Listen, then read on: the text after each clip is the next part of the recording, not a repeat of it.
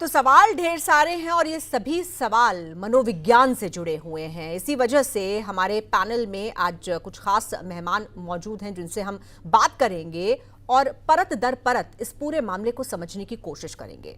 चंडीगढ़ से हमारे साथ साइकोलॉजिस्ट डॉक्टर नीरू अत्री हैं, फरीदाबाद से साइकेट्रिस्ट डॉक्टर धर्मवीर नेहरा हैं और गुरुग्राम से मनोचिकित्सक डॉक्टर अमृता पुरी हैं। आप तीनों मेहमानों का बहुत बहुत स्वागत है। आपके पास मैं आऊंगी, लेकिन उससे पहले खबर हम दिखाना चाहते हैं अपने दर्शकों को। पिछले कुछ दिनों से आप टीवी चैनलों पर, अखबारों पर और सोशल मीडिया पर आफताब के प्यार में पागल श्रद्धा की 35 टुकड़ों वाली दर्दनाक कहानी सुनते आ रहे हैं। श्रद्धा पहली और आखिरी लड़की नहीं है जिसे प्यार में मौत की सजा मिली है। यूपी और हरियाणा से भी ऐसी ही दिल झकझोर देने वाली घटनाएं सामने आती रहती हैं। देखिए यह स्पेशल रिपोर्ट। दिल्ली में 35 टुकड़ों वाला प्यार।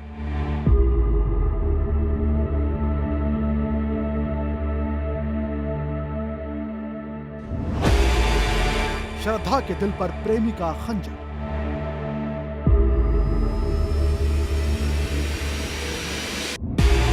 करनाल में बोरी में बंद प्यार की दास्तान। फरीदाबाद में निर्भया जैसी शर्मनाक घटना। लखनऊ में लव जिहाद ने ली जान।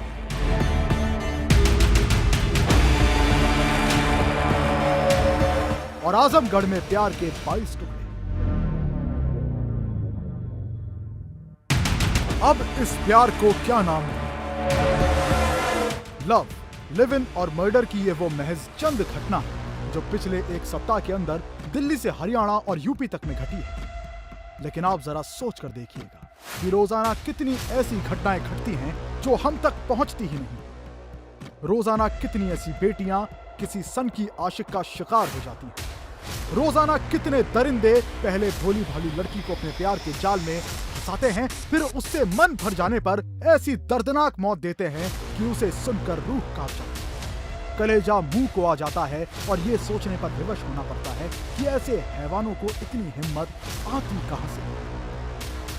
सबसे पहले बात दिल्ली में हुई श्रद्धा मर्डर, जिसके बारे में सुनकर हर उस बाप को फिक्र सताने लगी जो अपने बच्चों के बेहतर भविष्य के लिए बाहर भेजा हुआ है या फिर घर से बाहर भेजने पर विचार कर रही है। हर उस बेटी की भी हिम्मत जवाब देने लगती है जो अपने सपनों के साथ जीना चाहती है।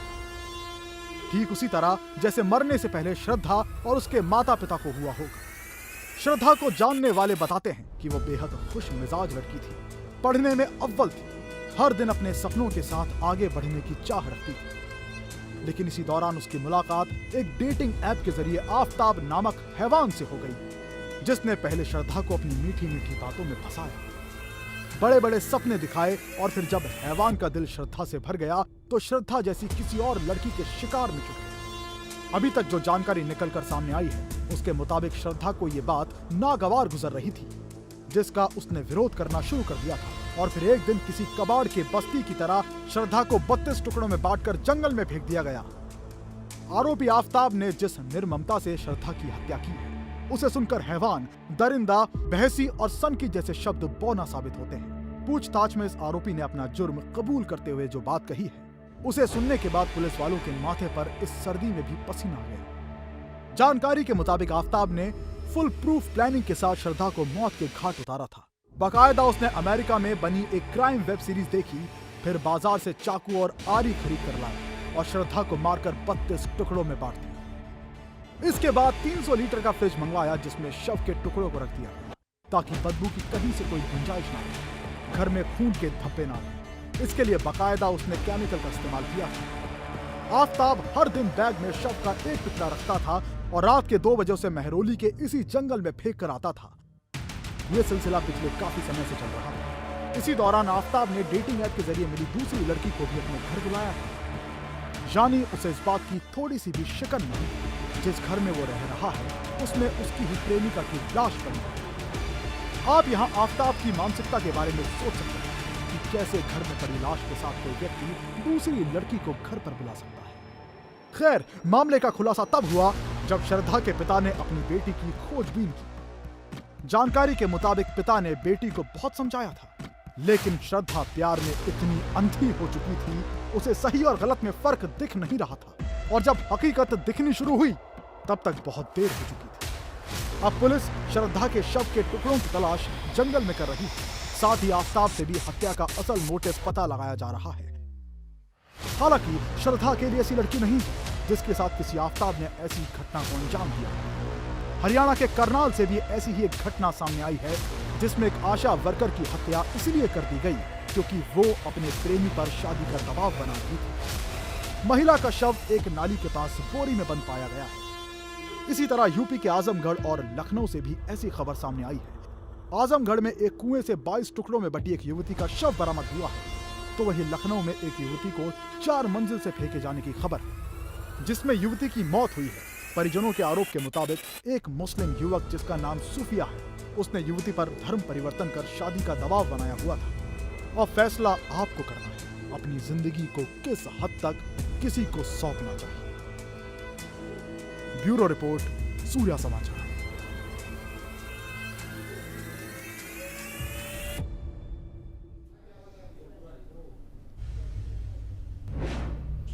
और अब आपको बताते हैं कि कैसे आरोपी ने पुलिस और श्रद्धा के परिवार वालों को हत्या के बाद बड़ी चालाकी से गुमराह करने की कोशिश की, लेकिन सख्ती से पूछताछ में उसने सब कुछ उगल दिया। अब पुलिस वो सारे सबूत जुटाने में जुटी है जो आफताब को कड़ी से कड़ी सजा दिलाने में मददगार साबित होंगे।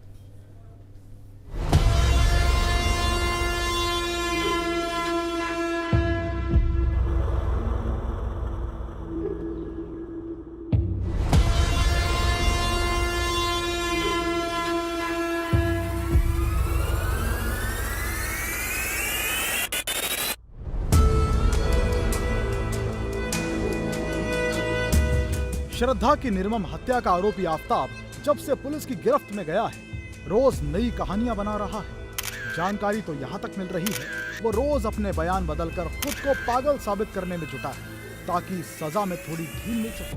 लेकिन पुलिस भी उतनी ही सख्ती से पूरे मामले की छानबीन में जुटी है ताकि आरोपी को कड़ी से कड़ी सजा दिलाई जा सके। हालांकि इसमें पुलिस को थोड़ी मशक्कत जरूर करनी पड़ रही है क्योंकि ये घटना 6 महीने पहले की है और इतने समय बाद किसी भी सबूत की तलाश आसान नहीं होती। बावजूद इसके अब तक कई अहम सबूत जुटाए जा चुके हैं, जैसे जिस दुकान से चाकू और आरी खरीदी गई थी, दिल्ली पुलिस वहां दबिश दे चुकी है जहां से आरोपी ने हत्या को अंजाम देने के लिए चाकू और आरी खरीदा था। जिस दुकान से फ्रिज खरीदी गई थी, पुलिस ने उस दुकान का भी पता लगा लिया है जहां से आरोपी ने 300 लीटर के फ्रिज का ऑर्डर दिया था। वो डॉक्टर जिससे आफताब ने संपर्क किया था, जानकारी के मुताबिक श्रद्धा के मर्डर के बाद शव को टुकड़े करने के दौरान आफताब के हाथ पर चाकू से कट लग गया था, जिसकी वजह से वो पास के ही एक निजी क्लिनिक पहुंचा था। श्रद्धा के पिता का बयान, पुलिस के लिए श्रद्धा के पिता का बयान भी अहम है जिसमें उन्होंने सीधे तौर पर आफताब को जिम्मेदार माना है। पड़ोसी और दोस्त से पूछताछ, पुलिस पड़ोसी और दोस्तों से भी पूछताछ कर रही है जिसमें कई अहम सुराग मिले। मोबाइल फोन का लास्ट लोकेशन, इस केस को सुलझाने में पुलिस को मोबाइल का लोकेशन भी बहुत मददगार साबित हुआ है।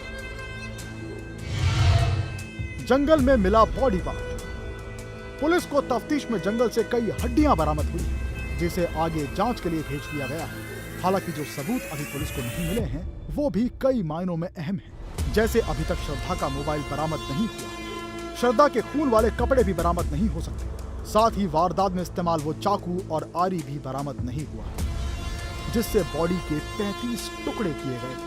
सीसीटीवी फुटेज में भी कुछ नहीं मिल सका क्योंकि अमूमन इतने दिनों का डेटा सेव नहीं होता है। यानी पुलिस को अभी भी इस केस को सुलझाने में कड़ी मशक्कत करनी होगी ताकि आफताब को ऐसी कड़ी सजा दिलाई जा सके कि ऐसी वारदात को अंजाम देने से पहले आरोपी को 100 बार सोचना पड़े। सूर्या समाचार, ब्यूरो रिपोर्ट।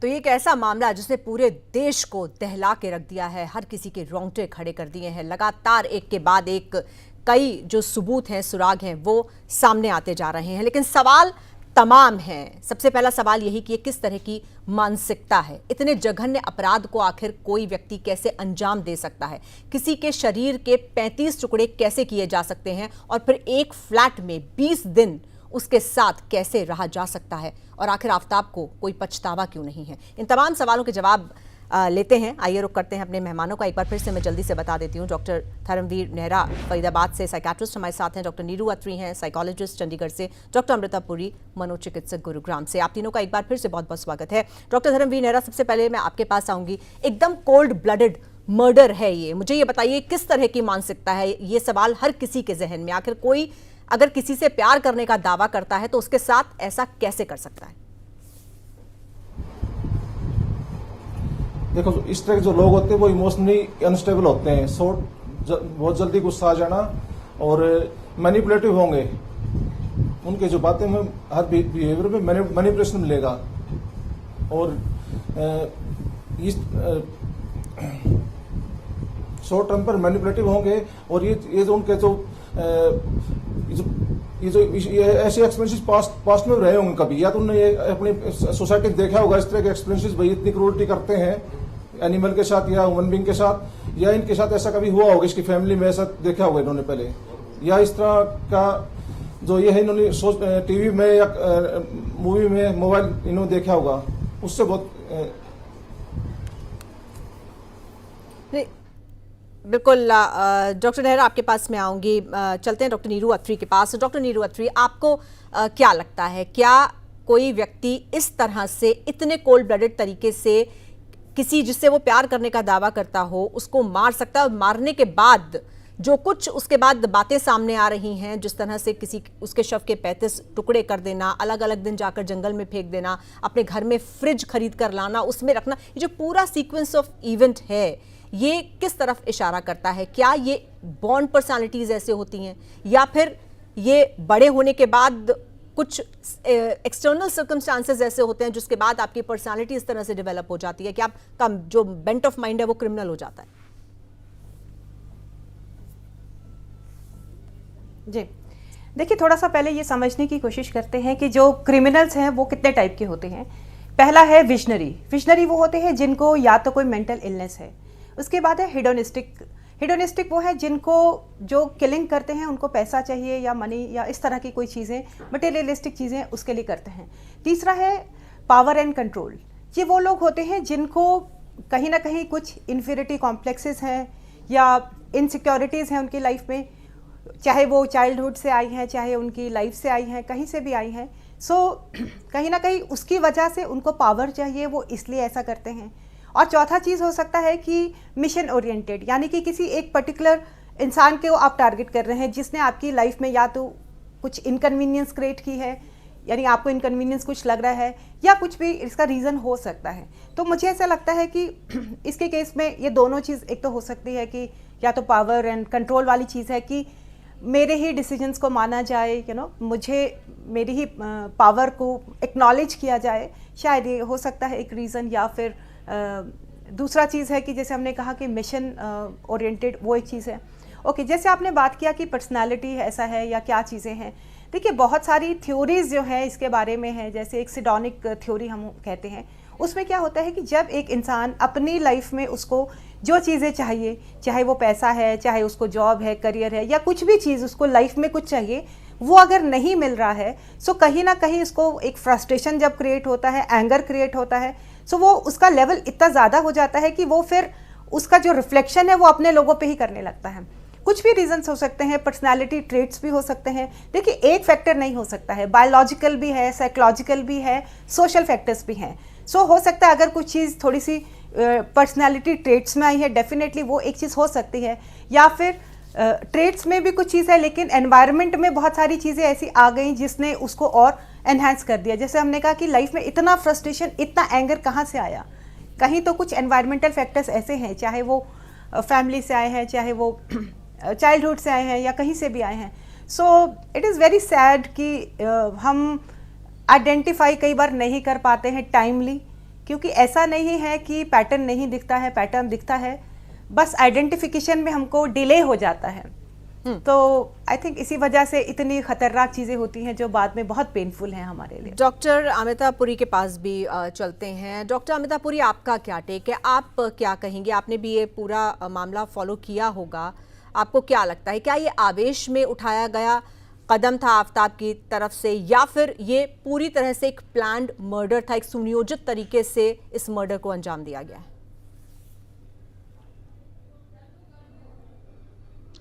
देखिए, दोनों ही बातें हैं। आवेश तो सर्टली था, आवेश तो होगा ही, क्योंकि गुस्सा आया एकदम। वो मोमेंट, वो क्षणिक मोमेंट इतना खतरनाक बन जाता है कि उस वक़्त हम अपना आपा खो बैठते हैं और कुछ समझ नहीं आता और गलत ही काम होता है। और आवेश के अलावा एक पर्सनैलिटी फैक्टर जो बहुत सारे एनवायरनमेंट के ऊपर अभी जो बात हुई कि जो आप जघन्य अपराध, आपने वर्ड यूज़ किया, बेरहमी से, बेदर्दी से, और उसके बाद उसे कोई अपराध भाव भी नहीं है, अपराध बोध नहीं है, कोई रिग्रेट नहीं है उसके फेस पे। और तो ये बातें जो है कहीं ना कहीं उसकी पर्सनैलिटी एबिरेशन के कोई ना कोई पर्सनैलिटी में इश्यूज़ हैं, एबनॉर्मल इश्यूज़ हैं। नॉर्मल लोग ऐसा नहीं करेंगे। गुस्सा तो सबको आता है, आवेश में भी आ जाएंगे और दुखी भी हो जाएंगे, और बहुत ज़्यादा गुस्सा इतना आएगा, कई बार होता है हम शब्द भी यूज़ करते हैं, वांट टू किल यू, ये शब्द हम बहुत लोग यूज़ कर लेते हैं, बट दैट डजंट मीन कि वो उस पर एक्शन लेते हैं, कि सच में किल करते हैं। लेकिन इतना प्लान्ड मर्डर, इतने स्टेप बाय स्टेप, जिसने इतनी आराम से सोच विचार के किया, आवेश भी था, सोच विचार के भी किया, सब कुछ जिस तरह हुआ स्टेप बाय स्टेप, वो ये शो करता है क्लियरली कि कोई ना कोई पर्सनैलिटी एबिरेशन, पर्सनैलिटी एबनॉर्मैलिटी है, और इसका पर्सनैलिटी टेस्टिंग भी लीगली। तो डॉक्टर अमिता पुरी, अगर ये एक पर्सनैलिटी डिसऑर्डर है, जैसा कि आप कह रही हैं कि यानी कि आफताब जो है वो नॉर्मल इंसान नहीं है, नॉर्मल है, तो इसके जो वार्निंग साइंस एंड ट्रेट्स हैं ये तो पहले से भी झलकते रहे होंगे। वो बात अलग है कि शायद श्रद्धा को समझ में नहीं आए हो, लेकिन मैं एक सामान्य जानकारी के लिए आपसे जानना चाहती हूँ कि इस तरह के जो व्यक्ति होते हैं, जो एबनॉर्मल होते हैं, उनके क्या वार्निंग साइंस एंड सिम्टम्स होते हैं जिससे उनको पहचाना जा सकता है? हाँ जी, श्रद्धा को समझ तो आए थे, जैसे कि उसके दोस्तों ने भी अपने बयान दिए हैं कि वो सिगरेट बट्स से उसकी पीठ को जलाता था, जलते सिगरेट बट्स के साथ, और बहुत निशान थे उसके शरीर में पहले से भी। और जब उसके दोस्तों ने बोला कि हम पुलिस में रिपोर्ट करते हैं, तो श्रद्धा, चाहे वो डरी हुई थी या कोई घबराहट में या होता है प्यार में थे, कि पुलिस तक नहीं जाना। ये बहुत केसेस हम लोग और मेरे काबिल दोस्त जो हैं पैनल में, तो हॉस्पिटल्स में हम ये अक्सर देखते हैं, कपल काउंसलिंग्स में भी देखते हैं कि हमें रेड फ्लैग्स दिख रहे होते हैं, मगर हम उस पर एक्शन नहीं लेते कि शायद उनका आखिरी हो ये सितम, हर सितम ये सोच के हम सह गए। तो वो जो एक रेड फ्लैग है कि द फर्स्ट टाइम वायलेंस हुआ, यही मैसेज आई थिंक आज के यूथ को, ये जनरेशन को भी मिलना चाहिए कि फर्स्ट टाइम जब भी कुछ एबनॉर्मल वायलेंस होती है, अब्यूज़ होता है, physical abuse specially, emotional abuse तो एक अलग हम अभी वो बातचीत का वो है, लेकिन जैसे ही फिजिकल पहला स्टेप होता है, we have to take action. बिल्कुल। डॉक्टर धर्मवीर नेहरा, आपके पास मैं आना चाहती हूँ। जैसे कि डॉक्टर अमिता पुरी ने कहा कि शायद उनका हो ये आखिरी सितम, ये सोचकर हर सितम हम सह गए। ये बताइए, ये क्या मजबूरी होती है अगर किसी रिलेशनशिप में दो लोग होते हैं, मैच्योर हैं, पढ़े लिखे हैं? यहाँ तो श्रद्धा मल्टीनेशनल कंपनी में काम कर रही थी, मुंबई की रहने वाली थी, मुंबई में रहते थे, एक मेट्रो सिटी में, प्रोग्रेसिव माइंडेड थे, लिव इन रिलेशनशिप में रह रहे थे, फिर ऐसी क्या मजबूरी थी कि अगर एक वार्निंग साइन दिख रहा था, सामने वाला अब्यूजिव है, वायलेंट है, बावजूद इसके वो बहुत आसानी से इस रिलेशनशिप से बाहर जा सकती थी, वो नहीं गई और उसको बर्दाश्त करती रही, और फिर ये दिन आ गया? देख मैडम, एक तो कारण ये भी हो सकता है कि उसकी जो श्रद्धा की फैमिली से उसके संबंध बहुत अच्छे नहीं थे, ने उससे उनसे कोई कांटेक्ट नहीं था। दूसरी है कि जो इस तरह के लोग होते हैं बड़े चालाक होते हैं, जो मतलब कि ओवर केयरिंग, ओवर कॉन्फिडेंट और मैनिपुलेटिव। जब भी उसने ऐसी कोशिश की होगी तो इसने उसको मतलब किसी तरह कन्विंस कर लिया होगा इस रोकने के लिए, पुलिस अगर कोई एक्शन ले, पुलिस में जाए या कुछ भी हो, इसने इनको इसने किसी तरह उसको कन्विंस कर लिया होगा श्रद्धा को, इसलिए उसने नहीं गई पुलिस के पास। ठीक है। और एक कारण ये भी हो सकता है कि अपने रिलेशन को खराब नहीं करना चाहती थी उसके साथ, इसकी अटैचमेंट इतनी ज्यादा थी कि उसको छोड़ना नहीं चाहती थी। ठीक है, ठीक है डॉक्टर नेहरा, आपका बहुत शुक्रिया हमारे साथ जुड़ने के लिए। डॉक्टर नीरू अत्री, आपके पास में आती हूँ इसी बात को आगे बढ़ाते हुए कि आखिर ये क्या होता है, क्या इमोशनली लड़कियां वीक होती हैं वो, या फिर बहुत ज़्यादा इमोशंस हावी होते हैं तो कोई ऐसा ड्रास्टिक स्टेप नहीं उठाना चाहती, कोई रिलेशनशिप तोड़ने जैसा कदम नहीं उठाना चाहती? क्या वजह होती है कि हम एक अब्यूजिव रिलेशनशिप का हिस्सा जानते हुए भी रहते हैं? जी बिल्कुल, देखिए मैं आपको बताना चाहूँगी कि एक्चुअली बहुत सारे हमारे पास ऐसे केसेस आते हैं, और जैसे आपने कहा सभी एजुकेटेड लड़कियां हैं, सभी अवेयर लड़कियां हैं, लेकिन फिर भी वो एब्यूसिव रिलेशनशिप को क्यों कंटिन्यू करती है, ये बड़ा सोचने वाली चीज़ है। एक मुझे लगता है कि जो सबसे बड़ा रीज़न है वो एक तो कहीं ना कहीं वो अपने आप को अंडर एस्टिमेट करते हैं, उनको शायद ये लगता है इससे बेटर नहीं मिलेगा कोई, एक ये चीज़ है। दूसरा चीज़ है कहीं ना कहीं एक्सेप्टेंस की शायद ऐसे ही होते हैं रिलेशनशिप। तीसरा चीज़ जो होता है वो फियर ऑफ लोनलीनेस। एक कंफर्ट लेवल में हम हैं, चाहे वो रिलेशनशिप जैसा भी है, लेकिन हमको कहीं ना कहीं ये लगता है जब हम उस रिलेशनशिप से स्टेप आउट करेंगे तो हम लोनली हो जाएंगे, और वो जो लोनलीनेस की फीलिंग है वो डिस्कम्फर्ट है। सो हमको वो रेजिस्टेंस इसलिए आता है, we don't want to face that discomfort. तो मेरा एक मैसेज है उन सब गर्ल्स के लिए कि प्लीज़ अंडरस्टैंड कीजिए, पैटर्न को नोटिस कीजिए, आइडेंटिफाई कीजिए। जैसे ही आपको लगता है कि पहले दूसरे स्टेप में ही वेट नहीं करना है, जैसे ही आपको लगता है कि ये रिलेशनशिप एब्यूजिव रिलेशनशिप की तरफ बढ़ रहा है, थोड़ा डिस्कम्फर्ट ले लीजिए, कोई प्रॉब्लम नहीं है। अपनी पावर को महसूस करो और प्लीज़ अपने आप को अंडर एस्टिमेट मत करो। बिल्कुल। बहुत चीज़ें आपके लिए वेट कर रही हैं, सो ग्रेसफुली थोड़ा स्ट्रेंथ अपनी गेन करो और उससे मूव आउट करो, स्टेप आउट करो। This is very important. बिल्कुल, एक अच्छी काउंसलिंग की जरूरत है आज की यंग जनरेशन को, और उनको सही सलाह और सही गाइडेंस की भी जरूरत है। डॉक्टर नीरू अत्री, मैं आऊंगी आपके पास बहुत जल्दी से। मैं आपसे डेटिंग एप्स और इस पर भी चर्चा करूंगी, जो वेब सीरीज जिसका जिक्र हो रहा है, ये कितना यंग माइंड्स को इन्फ्लुएंस करते हैं, ये डेटिंग एप्स कितने सही हैं या गलत हैं, क्या यंगस्टर्स को इन डेटिंग एप्स पे जाना चाहिए या नहीं जाना चाहिए। लेकिन इसी बीच अपने संवाददाता विनय सिंह का मैं रुख करना चाहती हूँ, जो दिल्ली से इस वक्त हमारे साथ जुड़ चुके हैं। विनय, तमाम जो पहलू हैं निकलकर इस पूरे मामले में सामने आ रहे हैं, लेकिन अभी भी बहुत सी कड़ियां जुड़ना बाकी हैं। 5 दिन की रिमांड और मांग ली है, पुलिस को मिल भी गई है। ये बताइए अभी कौन कौन सी बातें हैं जो अनसुलझी हैं? देखिए, पुलिस ने जब कल साकेत कोर्ट में आफ्ताब को पेश किया था तो 10 दिन के लिए कस्टडी मांगी थी, हालांकि 5 दिन की मिली है। अब इन 5 दिनों में चूंकि ये भी कहा जा रहा है कि आफ्ताब और श्रद्धा हिमाचल गए, उत्तराखंड गए, तो हिमाचल उत्तराखंड भी जाएगी पुलिस, और वहां पर भी कहां ठहरे, किन किन लोगों से मिले, वो तमाम साक्ष्य जुटाएगी। इसके अलावा चूंकि अभी इस मामले में बहुत से क्लू, बहुत से सबूत ढूंढना बाकी है, खास तौर पे जो श्रद्धा का फोन, चूंकि जब श्रद्धा का मर्डर हुआ उसके बाद भी आफ्ताब उस फोन को लेके अपने साथ घूमता रहा। श्रद्धा का फोन फिलहाल पुलिस को नहीं मिला है, और सबसे अहम, चूंकि श्रद्धा के शरीर के टुकड़े किए गए, अभी तक पुलिस को श्रद्धा के सर, यानी कि श्रद्धा की डेड बॉडी जो थी उसके अभी सर नहीं मिला है, वो पुलिस खंगाल रही है, वो पुलिस ढूंढ रही है। बहुत से सवाल है, बहुत से मामले में पेच है। इस मामले को जितना सरल समझा जा रहा था ये उतना सरल नहीं है, बहुत ये कह सकते हैं कि गुत्थी उलझती जा रही है, क्योंकि आफ्ताब भी लगातार अपने बयान बदलता जा रहा है। पुलिस ने ये कह सकते हैं कि अभी तमाम तरह की कोशिशें की है। बिल्कुल विनय, फिलहाल आपका बहुत शुक्रिया इस अपडेट के लिए, इस जानकारी के लिए। डॉक्टर अमिता पुरी, जिस तरह से हम देख रहे हैं कि लगातार आफ्ताब जो है वो गुमराह करने की कोशिश कर रहा है, पुलिस को भी अपने बयान बदल रहा है, इतना सिंपल व्यक्ति नहीं है। अगर हम ये कहें कि आवेश में आकर या क्षणिक आवेश में आकर उसने ये कदम उठाया होगा, एक बिल्कुल जिसे हम कहते हैं एक प्रोफेशनल की तरह वो यहाँ पर उसका जो पूरा बिहेवियर है वो देखने में आ रहा है। चाहे वो चीज लाश को ठिकाने लगाना हो, जिस तरह से अभी तक सर नहीं मिला श्रद्धा का, या फिर अपने बयान बदलना हो। ये बताइए कि क्या ये भी एक एबनॉर्मल पर्सनालिटी का ही हिस्सा है? क्या बिल्कुल भी पछतावा, सबके मन में ये सवाल है कि आफ्ताब को जरा सा भी पछतावा नहीं हुआ होगा? क्या बिल्कुल इमोशनलेस इंसान है ये?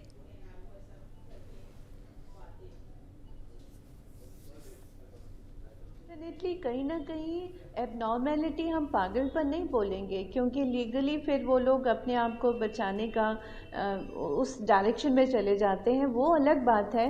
We are talking about personality disorder. Personality disorder है जहाँ सोच विचार के एक डिसोशल पर्सनालिटी क्रिमिनल बिहेवियर करती है और उसमें अपराध बोध की भावना बिल्कुल भी नहीं होती। नए नए लोगों से संपर्क करने का, सेक्सुअल रिलेशनशिप में रहने का इनका तौर तरीका होता है और इनको पावर और मनी जो है उस पे वो लोग अपने आप को जहाँ से शॉर्टकट मिल सकता है वो करने की कोशिश करते हैं। और इनके अंदर जितनी भी प्रॉब्लम्स इस टाइप की आती हैं या जैसा भी ये लोग लाइफ में इनको संघर्ष आते हैं, हर एक की लाइफ में आते हैं, इनके भी आते हैं, मगर ये शॉर्टकट लेते हैं। ये दूसरी जगह देखते हैं कि कहाँ से आसानी से कौन किस विक्टिम को हम विक्टिमाइज करके हम उसको यूज़ करें अपने मतलब डॉक्टर के अमिता, लिए। इनको तो कौन भाई अपना आसान विक्टिम लगता है? कौन इनको अपना इतना इजी प्रे लगता है? किसको शिकार बनाते हैं? ये क्या कमजोरियां ढूंढते हैं? गलिबल होता है, जो जिसको, क्योंकि इन्हें मीठा बनना, मैनिपुलेटर है ना, तो मीठा बनना भी बहुत अच्छे से आता है, अपने आप को इंटेलिजेंट शो करना भी बहुत अच्छे से आता है। ये टेम्परेरी है। अब जैसे इसके दोस्तों के, श्रद्धा के दोस्तों के बयान थे, हमने भी सुने कि वो इंटेलिजेंट लड़की थी, शार्प लड़की थी और शी वॉज बोल्ड लड़की थी, एकदम अंडर कॉन्फिडेंट नहीं थी। उसके दोस्तों ने बोला ऐसी नहीं थी, फिर भी इसकी बातों में मोह जाल में फंस गई, जो कि आजकल बहुत लड़कियां या लड़के फंस जाते हैं, विक्टिम हो जाते हैं, विक्टिमाइज हो जाते हैं। और ऐसी पर्सनालिटीज, आफ्ताब जैसी पर्सनालिटी पैटर्न के जो लोग होते हैं वो ऐसे ही लोगों को चूज करते हैं जिनको वो आसानी से अपने मोह जाल में फंसा लें। तो कहीं ना कहीं श्रद्धा के अंदर एक लॉस ऑफ सेल्फ एस्टीम हो सकता है। ऊपर से हम कॉन्फिडेंस शो करते हैं, लेकिन कहीं ना कहीं उसने ऐसे व्यक्ति को क्यों चुना अपने पार्टनर के लिए, तो कहीं ना कहीं उसका सेल्फ एस्टीम ज़रूर उतना उभर के जो होना चाहिए आइडियली वो नहीं होगा, जो लगता है जैसे जिस तरह के हालात हुए हैं। बिल्कुल। डॉक्टर नीरू अत्री, मैं डेटिंग ऐप पर आती हूँ। मैं आपसे यही जानना चाह रही थी कि ये जो डेटिंग ऐप है, कहा जा रहा है कि दोनों इसी के थ्रू मिले थे, और खाली ये इकलौते नहीं हैं, डेटिंग ऐप्स का बहुत ज़्यादा चलन है आज की तारीख में, और बहुत सारे यंगस्टर्स एक दूसरे से दोस्ती के नाम पर मिलते हैं और फिर वो बात बहुत आगे तक बढ़ जाती है। कितनी खतरनाक है ये डेटिंग ऐप्स? इन पर भरोसा करना चाहिए या नहीं करना चाहिए? भरोसा नहीं करना चाहिए। सबसे हमारे पास तो बहुत ये है कि हम डेटिंग ऐप्स पे क्यों जा रहे हैं ना, कहीं ना कहीं या तो हमें इंस्टेंट ग्रेटिफिकेशन चाहिए, या कहीं ना कहीं हम अपने आसपास के जो लोग हैं, जो जहाँ पर जो हमारे जहाँ वर्क प्लेस है या जहाँ पर भी हम उनके साथ उतना इंटरेक्ट नहीं कर रहे हैं, जेल नहीं कर रहे हैं, या उन पर ट्रस्ट नहीं कर रहे हैं, है ना, तभी हम अननोन लोगों को ढूंढ रहे हैं।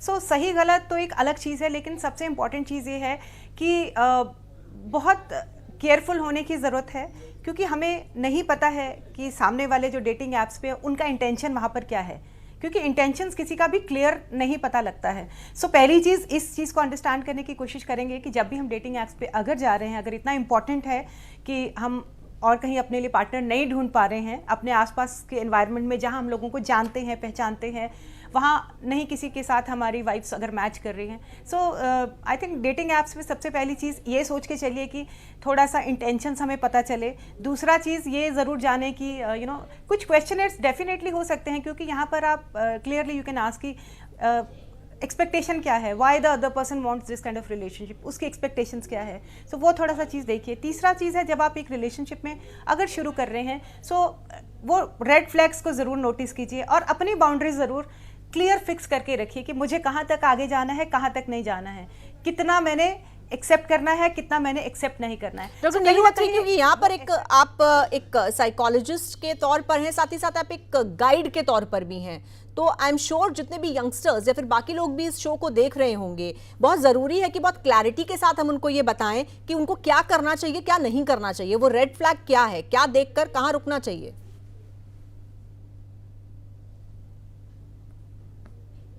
जी देखिए, बड़ी इसको ऐसे करके देख सकते हैं कि पहली चीज़ है कि जैसे हमने का एक्सपेक्टेशन क्या है, अगर सामने वाले की एक्सपेक्टेशन बिल्कुल शॉर्ट टर्म है ना, तो हमको ये देखना है कि हमको क्या डू वी वांट इट और नॉट।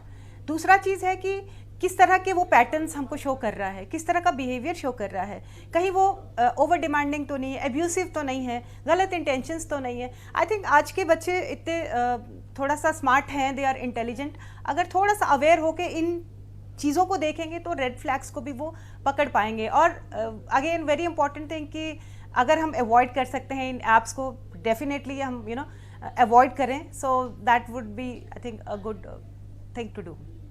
बिल्कुल। डॉक्टर अमिता पुरी, आप क्या कहेंगी, क्योंकि इस तरह का मामला खाली ये इकलौता मामला नहीं है, इससे पहले भी हमने बहुत से ऐसे जघन्य अपराध होते हुए देखे हैं जो सुर्खियां बने हैं।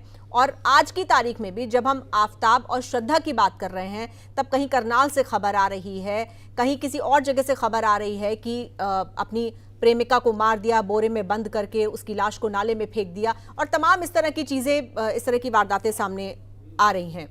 तो क्या किस तरह से पहचाना जाए इस तरह के लोगों को और कैसे उनसे बचा जाए? हाँ जी, जो रेड फ्लैग्स हैं वो बहुत हमें ध्यान देने की ज़रूरत है और इसके बारे में यूथ को अवगत कराने की भी ज़रूरत है। तो उसमें जो है कि आपका जो पहला अब्यूज़ है या गुस्सा किसी ने किया, एब्यूसिव वे से किया, नॉर्मल गुस्सा और एब्यूसिव गुस्से में फ़र्क होता है। और physical violence is a big no no. जैसे ही कोई फिज़िकल वायलेंस किसी ने किया या पावर प्ले करने की कोशिश की, आपको फाइनेंशियली आपके ऊपर कुछ दबाव डालने की कोशिश की या आपको फ्रॉड करने की कोशिश की, और हम कई बार माफ़ करने की प्रक्रिया में भी रहते हैं कि चलिए प्यार में होते हैं, कोई बात नहीं, वो सब चीज़ों को एक्सेप्ट नहीं करना चाहिए, बिग नो नो। और सेकंड, फैमिली एंड फ्रेंड्स को ज़रूर हम संपर्क में रहें। ऐसे लोग जो होते हैं, मैनिपुलेटिव लोग होते हैं, वो अपने पार्टनर को फ्रेंड्स और फैमिली से बिल्कुल अलग थलग कर देते हैं। जैसे कि इसके श्रद्धा के साथ भी हुआ कि उसके दोस्त काफ़ी छूट गए थे और उनके वो को फ़ोन कॉल्स वो ले नहीं पा रही थी फॉर वेरियस रीजंस, जो अभी दोस्तों के बयान आ रहे हैं। तो अल्टीमेटली उन्होंने उसके पेरेंट्स को भी कांटेक्ट किया था बिफोर दिस। और ये जो हमारा सेकंड पॉइंट है कि फैमिली और फ्रेंड्स को नहीं कभी छोड़ना, दोस्तों को के साथ हम कुछ दोस्त ऐसे हमेशा रखें जिनके साथ हम शेयर कर सकें कि भाई ऐसा प्रॉब्लम हो रही है, किसी ने मुझे ऐसे, मेरे पार्टनर मुझे ऐसे मिसबिहेव कर रहा है या मेरे पे ये दबाव डाल रहा है, ये मुझे लगता है ये ब्लैकमेल हो रहा है, ये नॉर्मल नहीं है, मुझे नहीं लग रहा, मुझे अच्छा नहीं लग रहा इस रिलेशनशिप में। तो जैसे ही अगर ये थॉट्स आते हैं तो ये थॉट्स शेयर करने ज़रूरी हैं अपने दोस्तों के साथ या फैमिली के साथ, या इवन काउंसलर्स, आप मेंटल हेल्थ प्रोफेशनल्स के पास जाइए और उनसे राय लीजिए, उनकी हेल्प लीजिए। बिल्कुल, this is also very important. आपने फैमिली और फ्रेंड्स की बात की है डॉक्टर अमिता पुरी। विनय, मैं आपसे जानना चाहती हूँ, हम लगातार जितनी भी इंफॉर्मेशन आ रही है इस पूरे मामले से जुड़ी हुई, इसमें अब तक आफताब की डिटेल्स क्या सामने आई हैं? किस तरह की फैमिली बैकग्राउंड आफताब की है, इसके बारे में क्या जानकारी है, उसके परिवार में कौन कौन है, कहाँ का वो रहने वाला था, इससे संबंधित कोई जानकारी सामने आई है क्या निकल कर? देखिए, आफताब के बारे में अभी तक ज़्यादा जानकारी इसलिए नहीं मिल रही है क्योंकि आफताब लगातार अपने बयान बदल रहा है और पुलिस के साथ कोऑपरेट नहीं कर रहा है। अभी तक कोई ऐसा भी नहीं आया है सामने जो कि आफताब के बारे में बताए कि वो उसका फैमिली बैकग्राउंड क्या है और वो किस परिवार से संबंध रखता है। ये बात जरूर है कि दोनों आफताब और श्रद्धा मुंबई रहते थे, इसलिए ये माना जा रहा है कि मुंबई से ही संबंध रखता है आफताब, लेकिन उसका फैमिली बैकग्राउंड कौन है, कौन कौन उसके साथ है, ये अभी पुलिस इसमें पूछताछ जब करेगी आफताब से, क्योंकि अभी निशानदेही और जो एविडेंस है उसको खंगाल रही है पुलिस। लेकिन अभी चूंकि ये माना जा रहा है कि जो श्रद्धा के पिता हैं वो भी आफताब को पसंद नहीं करते थे और इसलिए उनके पास भी आफताब की ज़्यादा डिटेल में जानकारी नहीं है। लेकिन पुलिस आफताब का जो बैकग्राउंड है कि वो किस फैमिली से बिलोंग करता है, उसकी फैमिली में कौन कौन है, क्यों वो उसकी फैमिली भी क्या इससे अप्रोच में थी, क्या उससे टच में थी, ये तमाम तरह के पहलू अभी पुलिस खंगाल रही है। और जो 5 दिन की जो रिमांड दी गई है, जो 5 दिन की पुलिस कस्टडी है, उसमें पुलिस तमाम सबूतों को इकट्ठा कर रही है ताकि जब अगली बार कोर्ट में आफताब को पेश किया जाए तो तमाम मजबूत सबूतों के साथ आफताब को कोर्ट में पेश किया जाए। जी ठीक है विनय। डॉक्टर नीरू अत्री, फैमिली और फ्रेंड्स की भूमिका कितनी अहम हो जाती है? क्योंकि जिस तरह से ये बात सामने आ रही है कि जो श्रद्धा है उसके फादर पसंद नहीं करते थे, बावजूद इसके वो इस रिलेशनशिप में थी और इस रिलेशनशिप को आगे बढ़ा रही थी। मुंबई से ये लोग दिल्ली अचानक से इसीलिए आए भी ताकि किसी की रोक टोक ना हो, कोई बंदिश ना हो। तो ऐसे में फैमिली और फ्रेंड्स की क्या भूमिका होनी चाहिए? जी देखिए, यहाँ पर बहुत इम्पॉर्टेंट है कि फैमिली है या फ्रेंड्स है, जो भी जिनके साथ भी कांटेक्ट है, वो उनको हेल्प कर सकते हैं ये चीज़ें आइडेंटिफाई करने के लिए। जैसे हमने बोला कि रेड फ्लैग्स की अगर हम बात करते हैं तो ये आइडेंटिफाई करने के लिए कि ओके अगर उसको गुस्सा आता है किसी बात पे तो वो कैसे हैंडल कर रहा है उस चीज़ को, वो थोड़ा सा देखें। या अगर मान लीजिए वो कहीं बाहर जा रहे हैं घूमने, तो वहाँ आसपास मान लीजिए रेस्टोरेंट में जा रहे हैं, वहाँ वेटर्स हैं या लोग हैं, उनके साथ वो कैसे बिहेव कर रहा है वो थोड़ा सा नोटिस करने की चीज़ है। स्ट्रेसफुल सिचुएशन आ रही है तो वो इंसान उसको कैसे हैंडल कर रहा है, उनकी आपस में जो फाइट्स है वो कैसे हैंडल कर रहा है। आई थिंक क्या होता है कि इंसान कई बार खुद ये चीज़ें नहीं देख पाता है, लेकिन फैमिली या फ्रेंड्स अगर कोई सही गाइड उनको करता है तो कहीं ये चीज़ें, वो पहली चीज़ है कि आइडेंटिफिकेशन ईजी हो जाएगा। दूसरा चीज़ वो हेल्प कर सकते हैं एक्सेप्टेंस में कि भाई this is not a good relationship, you need to step out of it. So वो एक उनका हेल्प हो सकता है किसी तरीके से। तीसरा चीज़ है कि जैसे हमने कहा करेज नहीं होता है ना, लड़की में करेज नहीं है उसमें से बाहर निकलने का, चाहे कोई भी रीज़न है। सो जब फैमिली और फ्रेंड्स का सपोर्ट है तो कहीं ना कहीं वो एक करेज भी आता है कि ओके मेरे आसपास में लोग हैं। चौथा चीज़ है कि जो किलर है या जो भी मेन है, तो उसको भी कहीं ना कहीं ये एक मैसेज लगता है कि ये अकेली नहीं है, इसके साथ लोग हैं, इसके पीछे सपोर्ट है। सो जैसे हमने पहले भी बात किया, क्योंकि उसको बिल्कुल वो अलग कर देता है, उसको मैनिपुलेट करना आता है, तो बट जहाँ अगर सपोर्ट नज़र आएगा तो मुझे लगता है एक उसको भी थोड़ा डर रहेगा इस चीज़ का। सो इम्पॉर्टेंट तो बहुत है। कहीं ना कहीं देखिए क्या हो जाता है कि फैमिली फ्रेंड्स को भी ये लगता है कि ओके हमें नहीं पूछ रहे हैं या हमें इंपॉर्टेंस नहीं दे रही है, हमारी विल के अगेंस्ट ही चीज़ हो रही है। But at the same time हमको ये समझना बहुत इंपॉर्टेंट है कि बच्ची की सेफ्टी इन सब चीज़ों से बढ़कर है। सो फोर्सफुली भी कई बार हमको इंटरवीन करना पड़ता है और आई थिंक उससे काफ़ी हद तक हम इन चीज़ों को रोक सकते हैं या बचा सकते हैं। देखिए अगर इंडिया की हम बात करते हैं, जो हम आसपास में डेटा सुनते हैं, सो कम से कम नहीं तो 29 केसेस डेली इस तरह के होते हैं, जिनमें 8 जो है वो किलिंग के केसेस हैं और 20 के करीब जो है वो सुसाइड केसेस हैं, लव एंगल्स के। सो आई थिंक फैमिली एंड जो फ्रेंड्स हैं उनका रोल तो बहुत ज़्यादा इंपॉर्टेंट। बिल्कुल डॉक्टर नीरू अत्री। डॉक्टर अमिता पुरी, ये तो एक पहलू हुआ। हम दूसरा पहलू जो अक्सर इग्नोर कर देते हैं वो है लड़कों की कंडीशनिंग। हम अक्सर लड़कियों को सिखाने की, पढ़ाने की, समझाने की बात करते हैं, लेकिन जिस फैमिली का वो लड़का है उनकी भी जिम्मेदारी बनती है कि वो अपने लड़के की परवरिश किस तरह से कर रहे हैं, उसके वार्निंग साइंस एंड सिम्टम्स वो परिवार पहले पहचाने कि हमारा लड़का नॉर्मल है या एबनॉर्मल है। अगर इसकी पर्सनालिटी में कोई डिसऑर्डर है तो उसके लिए हमको हेल्प लेने की ज़रूरत है। इसको हम कितना हमको महत्व देना चाहिए और क्यों इग्नोर करते हैं? हाँ बिल्कुल। देखिए कल्चरल कॉन्टेक्स्ट में भी एक होता है कि मेन फोक होते हैं कि उनको तो गुस्सा आता है या वो तो हाथ उठा लेते हैं। तो ऐसे केसेस में कई बार ये भी होता है कि लड़का ने अगर वो किलर है या उसने फिज़िकल अब्यूज़ ज़्यादा हो गया, वायलेंट बहुत ज़्यादा हो गया, तो कहीं ना कहीं उसने अपने बचपन में ऐसा देखा होता है, इसमें कोई डाउट नहीं होता। रिसर्चेस भी यही बताती हैं ग्लोबली कि जो लड़के वायलेंट परपेचुएट करते हैं आगे, उन्होंने भी अपने परिवारों में, अपने घर में या अपने चाचा मामा और परिवारों, एक्सटेंडेड फैमिलीज़ में वायलेंस देखी है। उनके लिए वायलेंस बिल्कुल नॉर्मल है और इसको नॉर्मली ही वो डील करते हैं और फिर सोचते हैं कि अरे ये तो हमारे घर में भी होता है, हमारी माँ ने तो कभी ऐसे आवाज़ नहीं उठाई, उसने तो कभी, या हमारी चाची या मामी या दादी ने तो कभी ऐसे गलत नहीं बोला मेरे दादा को या चाचा को। तो ये कहीं ना कहीं फैमिली से परपेचुएट तो ज़रूर होता है। पर्सनैलिटी डिसऑर्डर हवा में नहीं आता, एनवायरनमेंट से होता है। So one is this. Second, red flags ये भी हैं कि अगर आपके बच्चे में ये वायलेंस स्ट्रीक आपको दिख रहा है, तो हर माँ का एक सेइंग है कि home is the first school, mother is the first teacher. तो हर माँ का भी फ़र्ज़ है कि जब वो अपने लड़के को, बेटे को उसमें वायलेंस ट्रीट देख रही है, और ऐसा नहीं कि पेरेंट्स को पता नहीं चलता, मदर को पता नहीं चलता, मगर हम अनदेखा कर लेते हैं।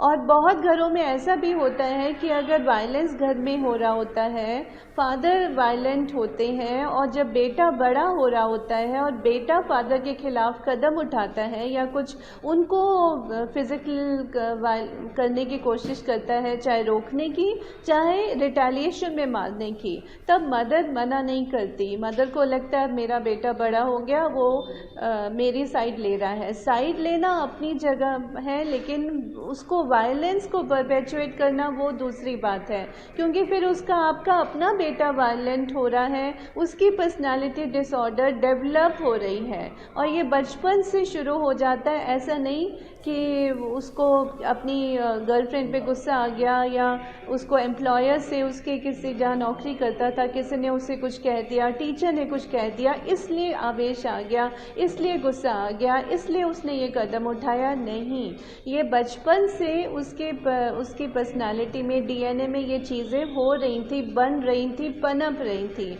और इन चीज़ों के लिए फैमिली वैल्यूज़ को, स्पेशल मदर को, अगर फादर या दूसरे मेल मेंबर्स ज़्यादा वायलेंट हैं या अब्यूसिव फैमिलीज़ हैं, तो अगर मदर्स अवेयर हैं या अवेयरनेस इस चीज़ को स्कूल्स में या हमारे करिकुलम में, लाइफस्टाइल जैसे हम चीज़ों में जब हम बताते हैं क्लासेस में, स्कूल्स में, ये सारी डिस्कशंस होनी चाहिए। काउंसलर्स आजकल कर रहे हैं, सीबीएसई के भी गाइडलाइंस हैं कि हर स्कूल में काउंसलर्स होने चाहिए, और काउंसलर्स क्लासेस भी लेते हैं अबाउट लाइफ मैनेजमेंट को, कैसे लाइफ स्किल्स को हम कैसे डेवलप करें। तो एक अवेयरनेस बढ़ती है कि ये जो हमारे घर में हो रहा है गलत हो रहा है, हमें इसका विरोध करना है। विरोध करना है वो एक बात है, पर वायलेंट नहीं होना कि अगर फादर गुस्सा करते हैं या मारते हैं तो हम उन्हें पीटना शुरू कर दें, या पड़ोस में कुछ होता है,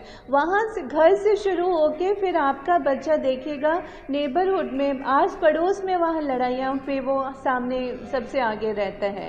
अगर ऐसा कुछ हो रहा है, आपका बेटा इन चीज़ों में बिजी है, पढ़ाई में उतना ध्यान नहीं दे रहा, तो डेफिनेटली ये रेड फ्लैग है। या अड़ोस पड़ोस से कंप्लेंट आती है कि आपके बच्चे ने ऐसा कर दिया, वैसा कर दिया, तो कई बार पेरेंट्स डिफेंसिव हो जाते हैं। वो डिफेंसिव टेम्परेरी डिफेंसिव है, लेकिन हम अपने बच्चे की पर्सनालिटी खराब कर रहे हैं, एंड दैट इज हाउ वो पर्सनालिटी डिसऑर्डर बनता है। बच्चा पर्सनालिटी डिसऑर्डर लेके पैदा नहीं होता। बिल्कुल, उसको कोई रोक टोक नहीं की जाती है, उसको समय पर गाइड नहीं किया जाता। और लड़कों के मामले में अक्सर इसको ये कह के नजरअंदाज कर दिया जाता है कि ये तो नॉर्मल है, ये तो नेचुरल है, ठीक है, लड़का है तो थोड़ा गुस्सा करेगा, लेकिन उसी के साथ एक क्रिमिनल बेंट ऑफ माइंड भी पनप रहा है। ये बात पेरेंट्स बचपन में ही नजरअंदाज कर देते हैं। डॉक्टर नीरू अत्री, आप इत्तेफाक रखेंगी जो डॉक्टर अमिता पुरी कह रही हैं कि अपने आसपास एक ऐसी सिचुएशन जरूर देखी होती है लाइफ में, उसके बाद इस तरह का बेंट ऑफ माइंड डेवलप होता है, या फिर जिस तरह की बातें सामने आई हैं इस पूरे मामले में कि उसने एक वेब सीरीज का जिक्र किया, वो देखा करता था, इंटरनेट पर उसने बहुत सारी इंफॉर्मेशन ली किस तरह से क्राइम को अंजाम देना है और कैसे उसके सबूत मिटाने हैं, उनको छुपाना है, वो ज़्यादा अहम है, उसकी भूमिका ज़्यादा अहम है। देखिए, दोनों चीज़ों मैं डॉक्टर अमिता से भी बिल्कुल एग्री करती हूँ, और आपने जो दूसरा पॉइंट कहा उससे भी एग्री करती हूँ। देखिए, जैसे एक चीज़ है कि बचपन से चीज़ें तो नज़र आनी शुरू हो जाती हैं, पेरेंट्स कुछ चीज़ें बिल्कुल नोटिस कर सकते हैं। मान लीजिए फॉर एग्जांपल कोई बच्चा है, वो एनिमल्स को बहुत टॉर्चर कर रहा है, सो आप ये देखिए, हेल्दी माइंडसेट का कोई भी इंसान किसी भी लिविंग क्रिएचर की पेन से हैप्पी नहीं होगा, उसको पेन नहीं देगा। इस तरह की चीज़ें हैं घर में, वो या कहीं ना कहीं बार बार फायर सेटिंग कर रहा है, आग लगा रहा है, या उसको लगा के खुश हो रहा है, इस तरह की चीज़ें हो रही है। सो ये इस तरह की चीज़ें हैं घर में। डेफिनेटली कुछ चीज़ें जैसे अभी डॉक्टर अमिता ने कहा, वो भी एक चीज़ हो सकती है। और एक जैसे आपने बोला कि इंटरनेट से, अब देखिए होता क्या है कि कभी ये सब जब हम देखते हैं ना, चीज़ें इंटरनेट पे देखी या कहीं देखी, तो हम हीरो वर्शिप वाला एक मोड में आ जाते हैं कि ओके ये बड़ा कूल है ऐसा कुछ करना, नंबर 1। नंबर 2, आप उसको एक्सपीरियंस करना चाहते हो। नंबर 3, आपको वो बड़ा एडवेंचरस लगता है। चौथा चीज़, आपको अपना पोटेंशियल चेक करना कि ओके मैं कितना इंटेलिजेंटली, बिकॉज आपको लगता है कि आप बहुत इंटेलिजेंट हैं, है ना, जो इंसान है, सो अपना इंटेलिजेंस लेवल आप चेक करना चाहते हो कि okay you know I am very much capable of handling it in a very intelligent way, किसी को पता नहीं लगे, ओवर कॉन्फिडेंस आपका आ जाता है। और एक और चीज़ जो मुझे लगता है कि जो फैमिली में और हमारे स्कूल्स में भी मिसिंग है, जबकि बहुत सारे काउंसलिंग सेशंस हो रहे हैं, बट एक चीज़ हमारी अभी भी मिसिंग है जो मुझे लगता है, वो लॉ का डर नहीं है, अवेयरनेस नहीं है उतनी। हमको क्या लगता है कि यू नो नॉर्मल जो लोग सुनने में आता है कि अरे निकल जाएंगे, कोई दिक्कत नहीं है। सो फैमिली में भी मुझे लगता है कि लॉ का जो अवेयरनेस है, डर है, वो ज़रूर पेरेंट्स को बताना चाहिए कि भाई ये चीज़ करने से इस तरह की चीज़ें होती हैं। और स्कूल्स में भी मुझे लगता है इस तरह के सेशंस हम बहुत फ्रीक्वेंटली करें, जहाँ पर लॉ के बारे में एम्फेसाइज किया जाए, ताकि कहीं ना कहीं उसका अवेयरनेस भी बढ़े, उसका थोड़ा डर, फियर, वो एक चीज़ आए। तो ये एक चीज़ है। दूसरा चीज़ देखिए जो है कि हम अपने जब एनवायरनमेंट में देखते हैं, जैसे मान लीजिए किसी बच्चे ने घर में देखा कि घर में हो सकता है उसके घर में उसने किसी को यू नो फिजिकली अब्यूज़ होते हुए देखा है, उसको वो नॉर्मल समझ सकता है। या एक दूसरा एंगल भी हो सकता है कि उसको किसी ने फिजिकली अब्यूज़ किया, उसको बुली किया, चाहे घर में, चाहे स्कूल में, या कहीं भी। बहुत बार ये भी होता है कि जब बहुत ज़्यादा कॉन्स्टेंटली कोई बुली हो रहा है किसी भी फॉर्म में, चाहे वो इमोशनल बुलिंग है, चाहे वो फिजिकल है, चाहे साइकोलॉजिकल बुलिंग है, तो एक स्टेज वो आती है जहाँ पर आप नम हो जाते हो। वो नमनेस की जो स्टेज है, दैट इज़ वेरी डेंजरस। वहाँ पर आपको कोई इमोशन फील ही नहीं होता है। सो आपको कोई डर नहीं लगता है, आपको कोई इमोशन फील नहीं होता है, आपको एम्पैथी नहीं होती है, यानी कि आप बिल्कुल जिसको कहते हैं इनसेंसिटिव हो जाते हो, आपको कहीं लगता ही नहीं है कि किसी के लिए कोई पेन होगा। तो क्या यहाँ पर यही ऐसा ही कुछ हुआ है डॉक्टर नीरू अत्री? ये जो आपने दो बातों का जिक्र किया, एक तो एडवेंचर का जिक्र किया, दूसरा आप जिस नमनेस की बात कर रही हैं, तो यहाँ जो हम देख रहे हैं कि क्या ये जो इतने दिन तक एक लाश के इतने टुकड़े करना, उसको फ्रिज में रखना, उसके साथ रहना, फिर घर में और लड़कियों का आना जाना, ये सब कुछ होना, क्या इसको इसी पॉइंट ऑफ व्यू से समझा जाए कि इसको एक एडवेंचर के तौर पे लिया जा रहा था और फिर किसी तरह का पछतावा नहीं, कुछ नहीं, तो वो एक तरह की नमनेस है? हाँ बिल्कुल। देखिए जैसे अभी हमने पहले भी बात किया कि कहीं ना कहीं एक मेंटल डिसऑर्डर कुछ ना कुछ तो डेफिनेटली हो सकता है, राइट, पॉसिबिलिटी है। दूसरा चीज़ है कि बिल्कुल हो सकता है कि लेट मी ट्राई दिस, क्योंकि हम कभी कभी ओवर कॉन्फिडेंट हो जाते हैं। वो डिसऑर्डर के भी टाइप्स हैं ना, कि जहाँ पर हम अपने आप को सुपर पावर समझने लगते हैं, जहाँ हमको लगता है कि हमसे बढ़कर कोई इंटेलिजेंट नहीं है, यानी वो सब लेवल्स भी होते हैं उसमें। सो अलग अलग फॉर्म्स हैं। सो बिल्कुल हो सकता है कि मेरे को लेट मी ट्राई दिस, है ना, तो बिल्कुल पॉसिबिलिटीज। बिल्कुल डॉक्टर अमितापुरी, मैं ये भी जानना चाहती हूँ कि इस तरह के लोगों का सोशल बिहेवियर कैसा होता है समाज में, जब उठते बैठते हैं, घर परिवार में लोगों से मिलते हैं, फ्रेंड्स से मिलते हैं या दफ्तर में जाते हैं, तो किस तरह का इन लोगों का बिहेवियर होता है? वहां पर भी क्या कुछ ऐसे साइंस और सिम्टम्स हैं कि इन लोगों को पहचाना जा सकता है?